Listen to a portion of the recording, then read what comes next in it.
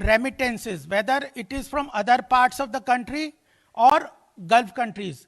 Major whatever growth or economic development we find in Kerala is because of remittances of the people.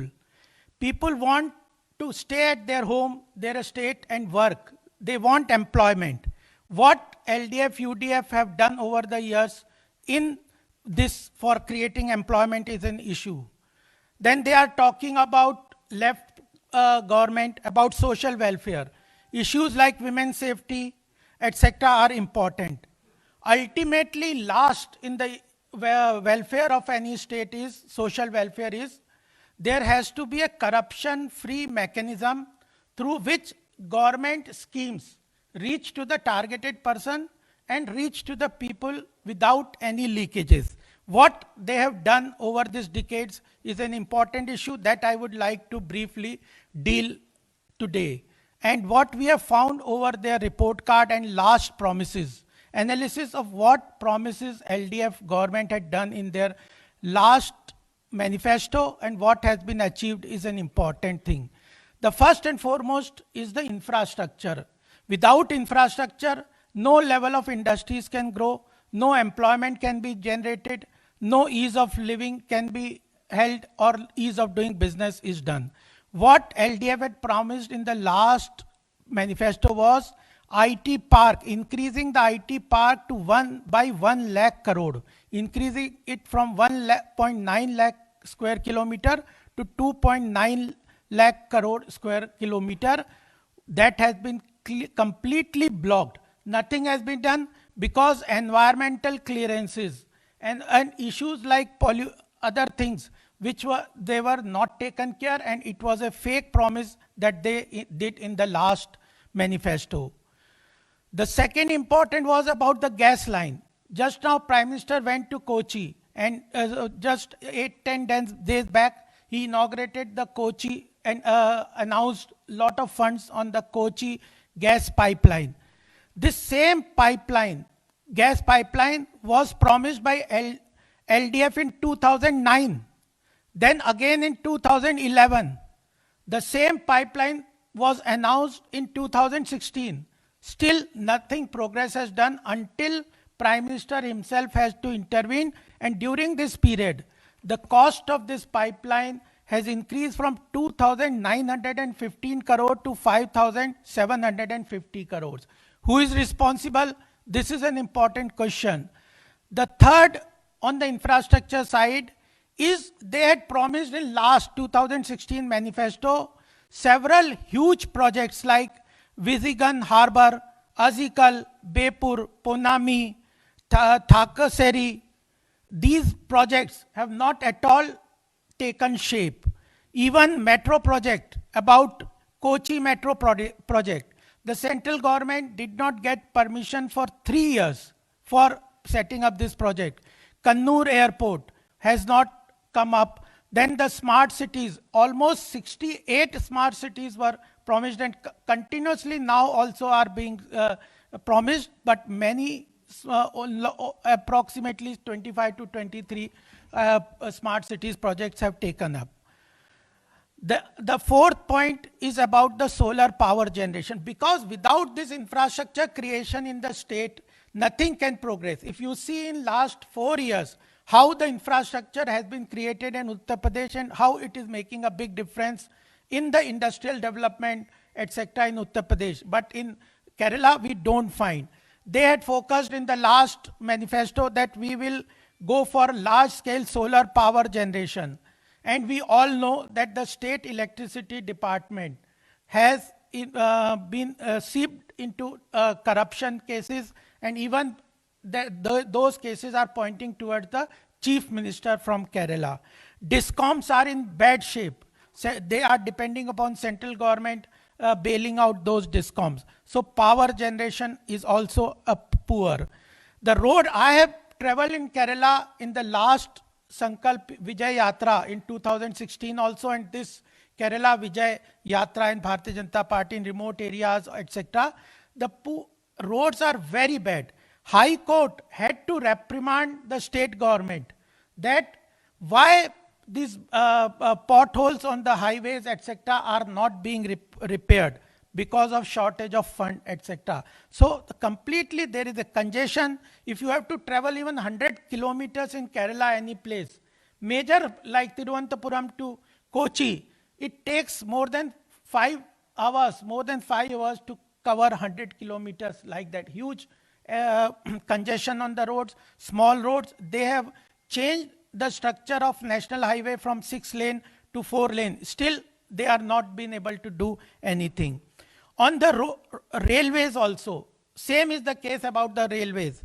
Shornur, and even during the British time, Shornur, I went to Shornur constituency. Even during the British time, it was a major railway junction. It is a place which connects Tamil Nadu, Kerala, and Karnataka. That Shornur junction is in bad shape. 170 kilometers railway line is required to be to connect it to the Tamil Nadu railway main line. That has not been done for so many years, decades, by the left government. So without this infrastructure, how the state they want to progress, how investment they want to create, how industry they want to set up is a big question that they have neither answered in their action taken report or report card, and again in the future they are promising on these things. Second important thing that the Kerala people have been telling is about the industries. The whole population of Kerala, it is well educated, it is well endowed with natural resources, etc. But the industries have not come up anything. Promise in 2016 was developing of the traditional industries like coir, handloom, cane, khadi, cashew nut. V.S. Sunil Kumar जो industries minister हैं केरला के, उन्होंने खुद ने admit किया 2019 में कि we have failed to develop और settle any traditional industries. The state PSUs 2016 में उन्होंने कहा था कि public sector undertaking, state public sector undertakings को हम इंप्रूव करेंगे, उनको रिवाइव करेंगे. और इस लास्ट ईयर का फिगर है 64 PSUs have made a loss of 2,216 crores. ये big drain on the state resources है. इलेक्ट्रॉनिक हार्डवेयर हब बनाने की बात थी कोची के पास, वो भी नॉन स्टार्टर है, कुछ नहीं किया. एग्रो इंडस्ट्रीज, अगर फिशिंग इंडस्ट्री है, वहाँ पे मसाले की इंडस्ट्रीज हैं जिनका स्कोप है ग्लोबली एक्सपोर्ट का, वो तभी डेवलप होंगे जब कोल्ड स्टोरेज बनेगा, वेयर हाउसेज बनेंगे, एमएसपी का प्रॉमिस होगा, एपीएमसी लोकल मंडीज बनेंगे. लेकिन एग्रीकल्चर सेक्टर में, एग्रो बेस्ड इंडस्ट्रीज में ना एमएसपी है, नो लोकल एपीएमसी मंडीज हैं. आप लोग जानते हैं कितना इसके ऊपर किसानों के अंदर आक्रोश और कई जगह पे है. लेकिन केरला में ना एमएसपी है, ना एपीएमसी मंडीज है. और ब्लू इकोनॉमी का जो सेंट्रल गवर्नमेंट का फोकस है, उसके ऊपर भी कोई मेजर इनिशिएटिव उनका नहीं है.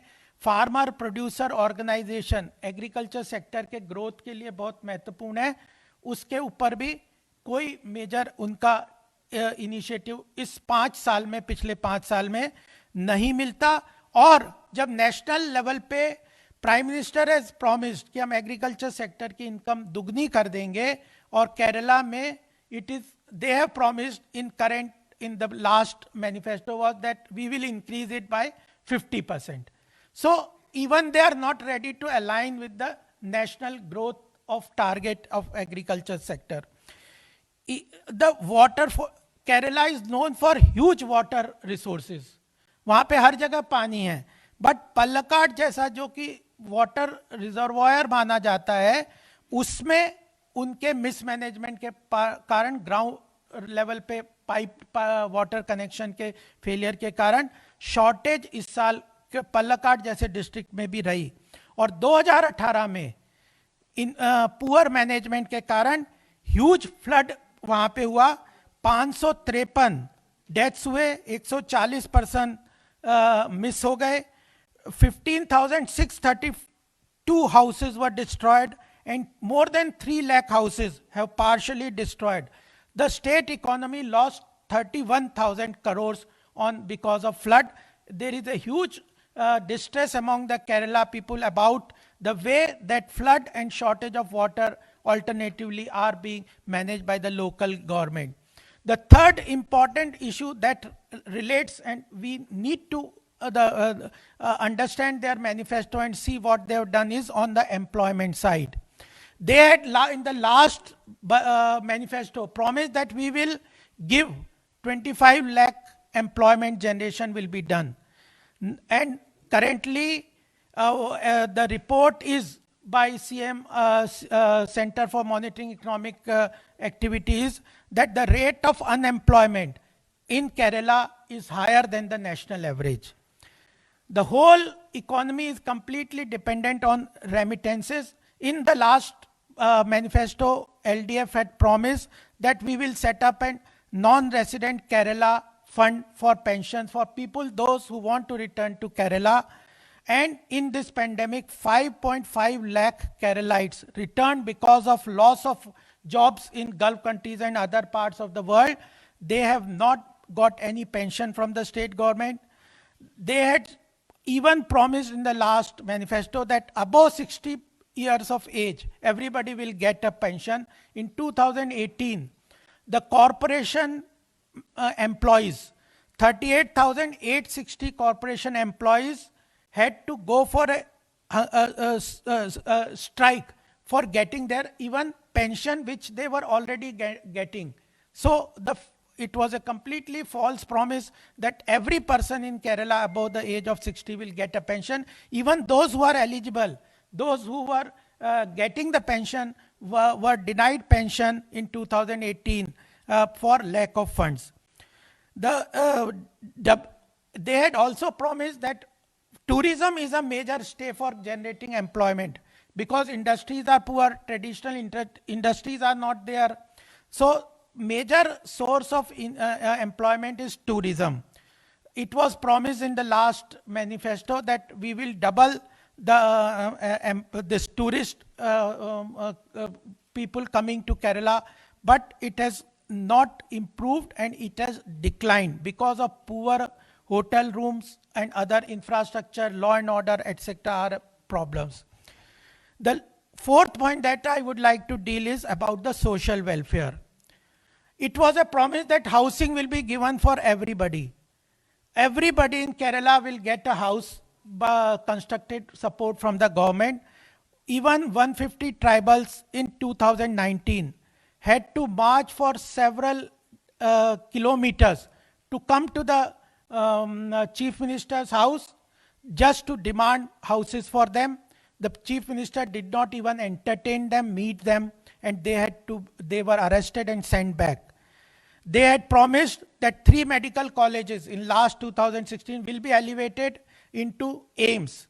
They have not been done. Setting up of an Ayurveda university was promised, but because of appeasement politics that they play, that an Ayurveda university has not been set up.